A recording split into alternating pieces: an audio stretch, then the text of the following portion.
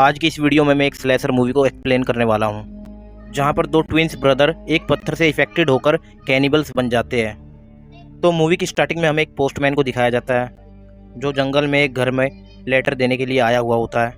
वो उस घर की काफ़ी बेल बजाता, लेकिन उस घर के अंदर एक बूढ़ी औरत खून से सने हुए कपड़े धो रही होती है।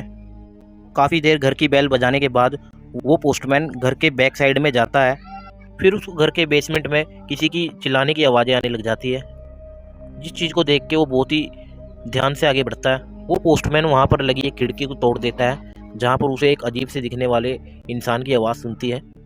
पोस्टमैन वहीं पर चौंक जाता है और उस आदमी को बाहर निकालने की कोशिश करता है, लेकिन उस पोस्टमैन को कोई बेसमेंट के अंदर ही खींच लेता है। फिर सीन शिफ्ट होता है, जहाँ हम उसी जंगल में कुछ स्टूडेंट्स और टीचर को देखते हैं, कैंपिंग की तैयारी करते हुए देखते हैं। फिर हम देखते हैं उसी ओल्ड लेडी को, जो कि एक मरा हुआ जानवर उसी बेसमेंट में लेके जा रही होती है।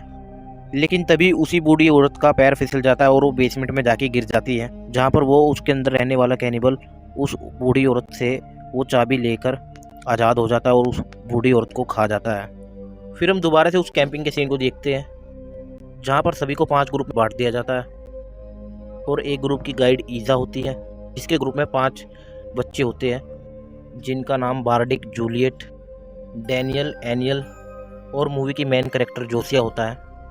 अब ये लोग अपना सामान लेकर ट्रैक पर निकल पड़ते हैं। अब चलते चलते इनको रात हो जाती है।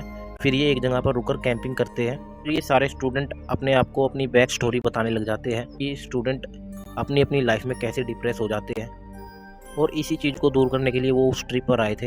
इनकी बातों के दौरान वहाँ पर कुछ झाड़ियों में आवाज़ें आने लग जाती हैं, जिनको देखने के लिए ईजा धीरे धीरे आगे बढ़ती है। फिर करीब जाने के बाद उसको पता चलता है कि वहाँ पर एक भेड़िया होता है। फिर वो लोग चैन की सांस लेते हैं और अपने अपने कैंप में सोने के लिए चले जाते हैं। पर डैनियल को नींद न आने की वजह से वो डेक के पास चला जाता है। फिर वो मोबाइल के ज़रिए इंस्टाग्राम चलाने लग जाता है। फिर हम किसी को डैनियल के करीब आते हुए देखते हैं, जो डैनियल को पकड़ लेता है और दिखने में काफ़ी ज़्यादा मोटा और हट्टा कट्टा होता है, और वो बहुत ही ज़्यादा अजीब सा होता है। वो आदमी डैनियल को पेड़ पर पटक पटक कर मार देता है और उसकी बॉडी को खाने के लिए ले जाता है। और फिर अगली सुबह डैनियल के ना आने पर ईजा बहुत ही ज़्यादा परेशान हो जाती है, क्योंकि वो सारे बच्चे उसकी जिम्मेदारी थे और फिर सारे बच्चे उसको आसपास ढूंढने लग जाते हैं। फिर जोसिया को पेड़ के ऊपर ताज़ा खून दिखता है, जिसकी वजह से वो लोग बहुत ही ज़्यादा डर जाते हैं। फिर ईजा डिसाइड करती है कि वो जोसिया और जूलियट के साथ डैनियल को ढूंढने के लिए जाएगी। तब तक एनियल और बार्टेन उनके आने तक कैंप में इंतज़ार करेंगे। ये तीनों डैनियल को ढूंढते ढूंढते उसी घर पर पहुंच जाते हैं, जहाँ पर वो दोनों कैनिबल भाई रहते थे।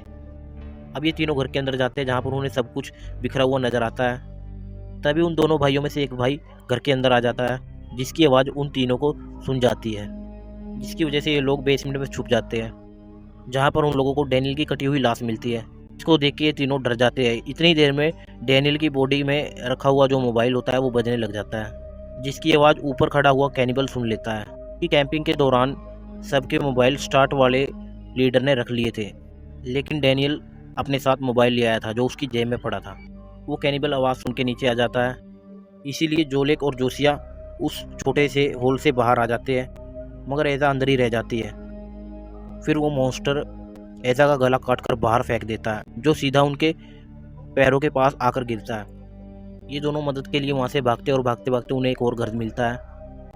और यहाँ दूसरी तरफ बार्टेक और एनल एक दूसरे से बात कर रहे होते हैं कि तभी बार्टेक देखता है कि एनल के मुंह से एक राड आर पार हो गई है, जो कि उस मॉन्स्टर के दूसरे भाई ने फेंकी थी।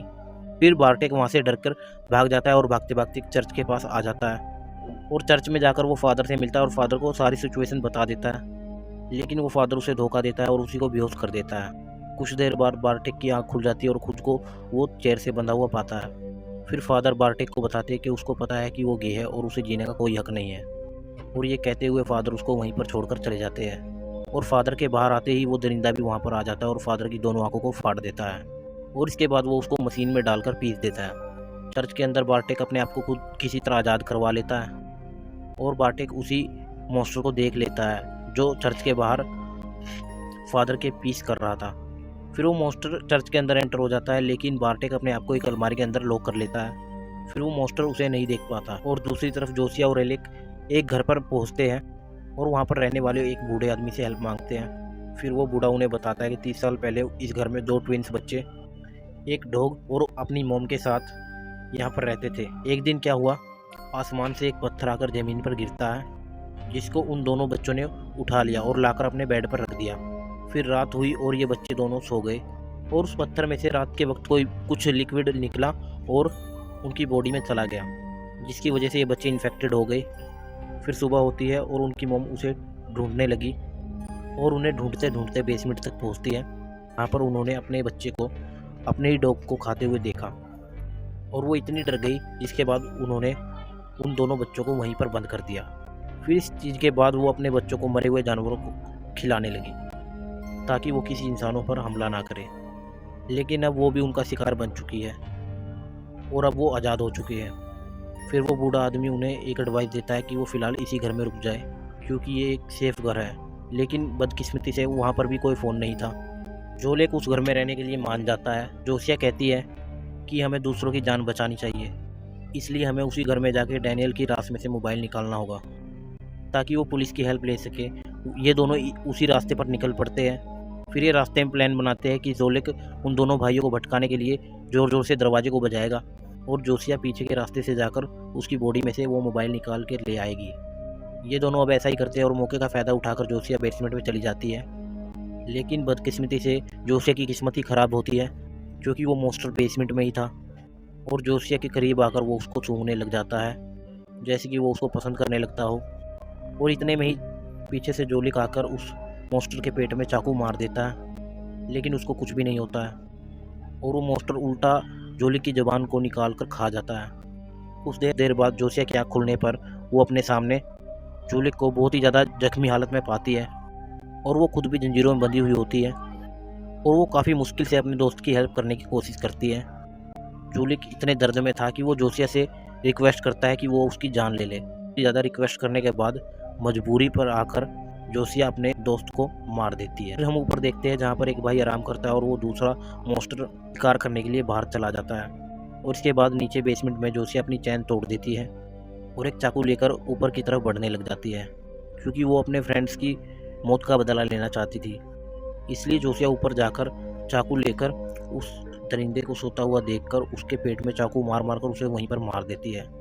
और दूसरी तरफ हम उसी बूढ़े आदमी को देखते हैं जिसने जोसिया और जोलेक को उन दोनों भाइयों की कहानी सुनाई थी।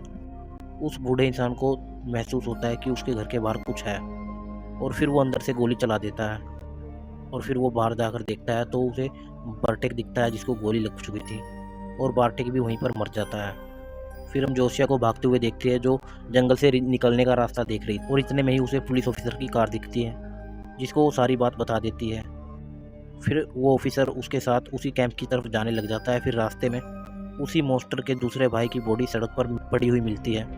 वो ऑफिसर जोसिया के मना करने के बावजूद भी उसे चेक करने के लिए आगे बढ़ता है और तभी वो मॉन्स्टर उठकर खड़ा हो जाता है और उस ऑफिसर के कुल्हाड़ी के साथ 2 टुकड़े कर देता है। फिर ऑफिसर को मारने के बाद वो मॉन्स्टर जोसिया की तरफ बढ़ने लग जाता है। फिर जोसिया कार स्टार्ट करके वहाँ से जाने की कोशिश करती है, लेकिन इससे पहले वो उस मॉन्स्टर को गाड़ी चढ़ा देती है और उसके ऊपर बार बार गाड़ी चढ़ाती है और तब तक चढ़ाती है ताकि उसको ये लगे कि वो मर ना गया हो। और लास्ट सीन में वो वहाँ से कार लेकर चली जाती है। फिर हमें रात का सीन दिखाया जाता है और वहाँ से 2 शराबी गुजर रहे होते हैं और फिर हमें पता लगता है कि वो दोनों मॉन्स्टर्स जिंदा हो जाते हैं। इससे हमें पता लगता है कि ये दोनों भाई एक दूसरे के साथ कनेक्टेड है और फिर ये मूवी यहीं पर एंड हो जाती है।